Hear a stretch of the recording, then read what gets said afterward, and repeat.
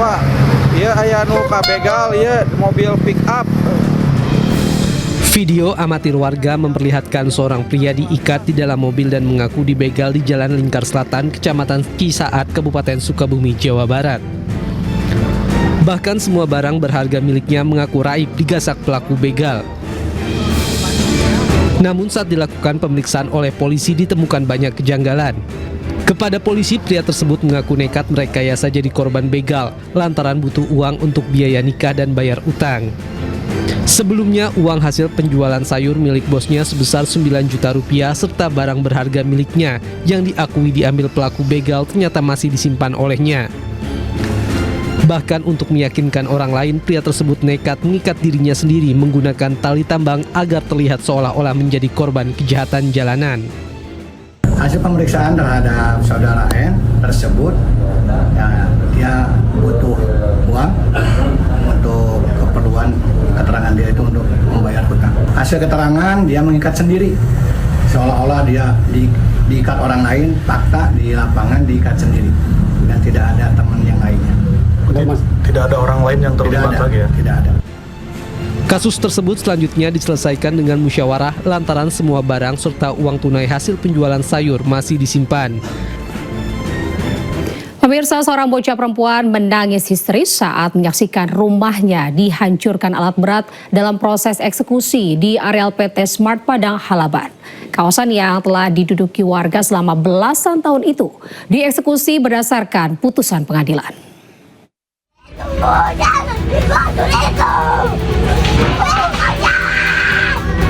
Tangisan seorang bocah kelas 2 sekolah dasar mendadak memecah suasana di kawasan perkebunan Padang Halaban, Kabupaten Labuhan Batu Utara. Bocah tersebut menangis histeris, memohon agar rumahnya tidak diratakan oleh alat berat saat eksekusi berlangsung. Suaranya bergetar, sementara bangunan yang selama ini menjadi tempat tinggalnya perlahan runtuh. Eksekusi ini juga mendapat penolakan keras dari ratusan masyarakat yang tergabung dalam kelompok tani Padang Halaban. Mereka menolak eksekusi lahan seluas 78 hektar di Desa Panigoran, Kecamatan Aikuo, Labuhan Batu Utara, Sumatera Utara yang telah mereka duduki selama belasan tahun. Masyarakat bahkan menaiki alat berat beko yang tengah meruntuhkan rumah dan lahan, serta meminta agar proses eksekusi dihentikan. Tegangan pun sempat terjadi antara personel dengan massa. Di awal sempat terjadi ada riak-riak sedikit, ada beberapa orasi-orasi.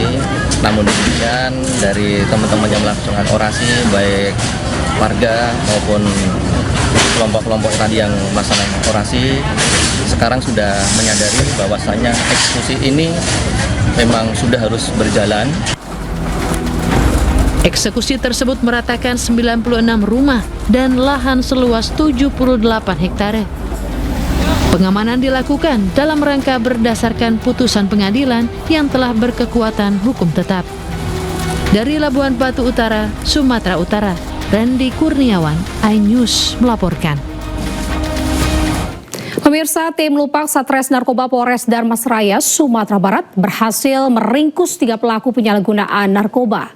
Dari 2 lokasi berbeda, petugas mengamankan sejumlah paket sabu siap edar beserta timbangan digital. Tim Lupak Satres Narkoba Polres Darmasraya menyergap 2 remaja yang tengah asik pesta narkoba di dalam sebuah kamar di Nagari Tabek, Kecamatan Timpeh, Darmasraya, Sumatera Barat. Saat dilakukan penggeledahan, polisi menemukan barang bukti berupa 1 paket besar dan 2 paket sedang narkotika jenis sabu, lengkap dengan timbangan digital. Berdasarkan keterangan kedua pelaku, petugas kemudian melakukan pengembangan ke lokasi kedua. Di Nagari Timpeh, polisi kembali menangkap seorang pelaku lainnya. Dari pelaku ketiga yang ditangkap, petugas menyita 4 paket sabu siap edar. Kepada petugas, pelaku mengaku sebagian barang haram tersebut sudah sempat dijual kepada pelanggannya. Penangkapan terhadap 3 orang laki-laki. Yang pertama berinisial A, kemudian J, kemudian Z. Dengan itu kami mengamankan barang bukti berupa 2 paket sedang untuk tersangka Ari, kemudian 1 paket sedang untuk tersangka D, kemudian 4 paket kecil untuk tersangka. Ketiga pelaku dijerat pasal 114 Undang-Undang Nomor 35 Tahun 2009 tentang narkotika dengan ancaman hukuman maksimal 20 tahun penjara. Tak terima diputus cintanya oleh sang kekasih, seorang pria di Kabupaten Bekasi, Jawa Barat nekat menculik anak mantan kekasihnya. Pelaku ditangkap saat hendak melarikan diri ke wilayah Bandung, Jawa Barat.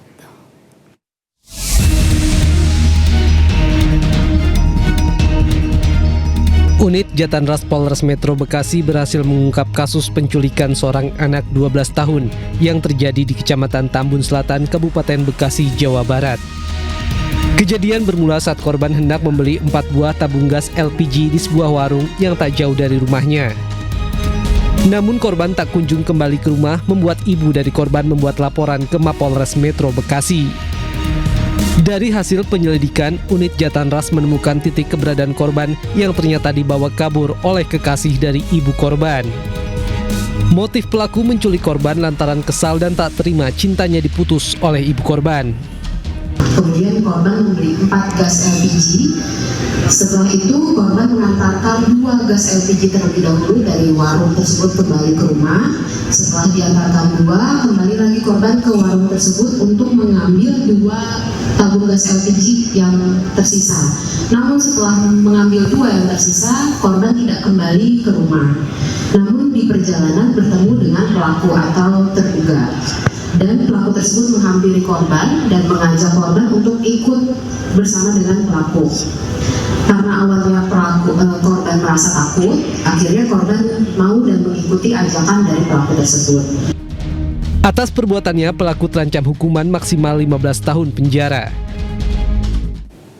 Aksi maling gotong sepeda motor dari halaman parkir rumah warga terekam CCTV. Pelaku rusak gembok pagar rumah warga saat korban tertidur pulas.